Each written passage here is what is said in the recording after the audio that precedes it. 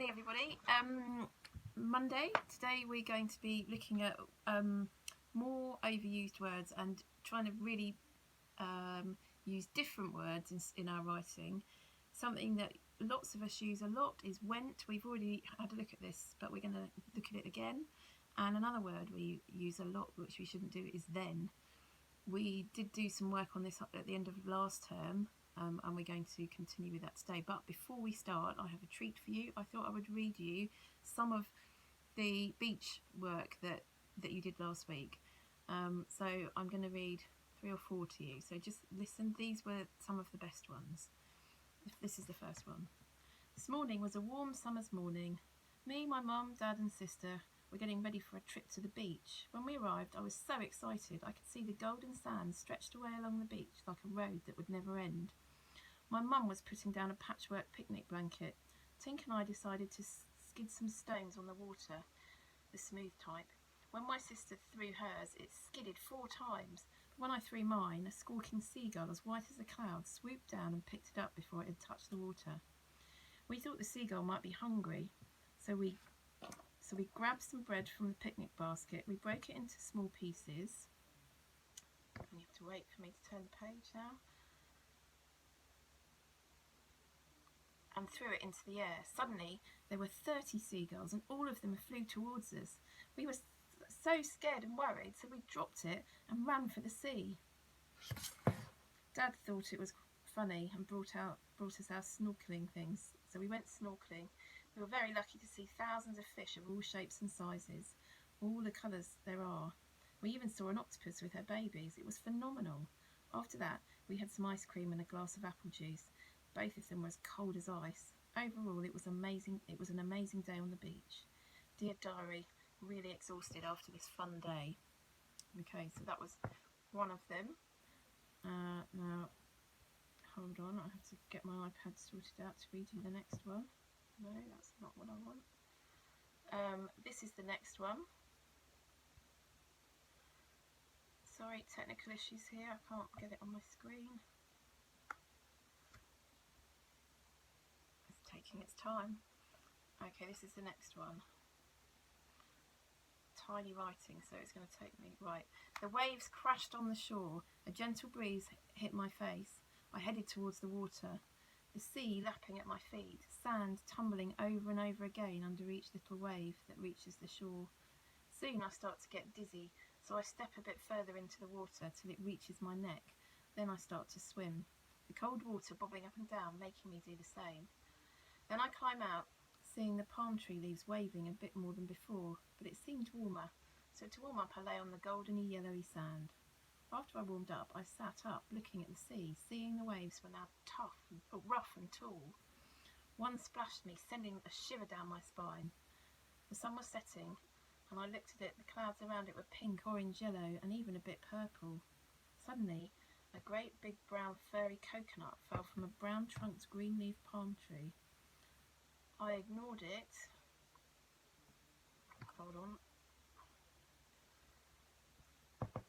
I ignored it. It soon got dark and fog began to settle on the light blue, now dark blue sea, so I began to set off for home. Okay, so that's the second one I thought I'd read you. Then I thought I would read you this one.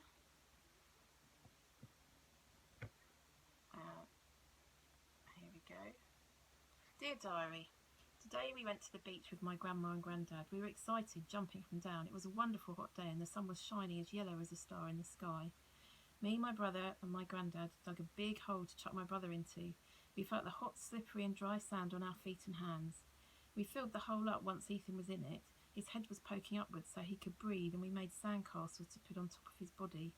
Ethan thought it was really funny because he was laughing and because we didn't notice that he made a hole so he could move around. Eventually he said, "You are bad lookers because I dug a hole and now I can escape."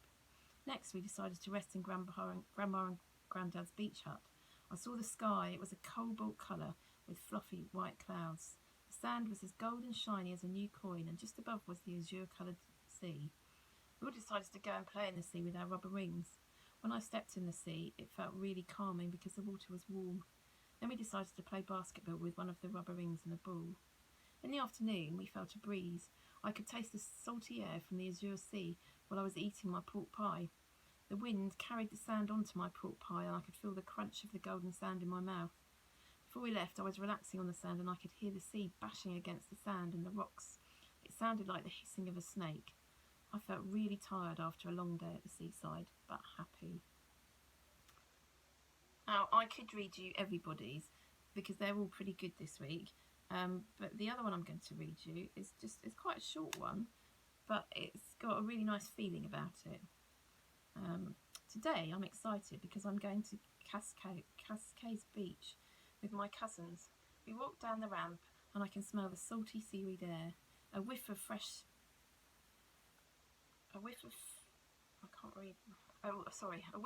sardines blows in the air and the sea breeze brushes against my face.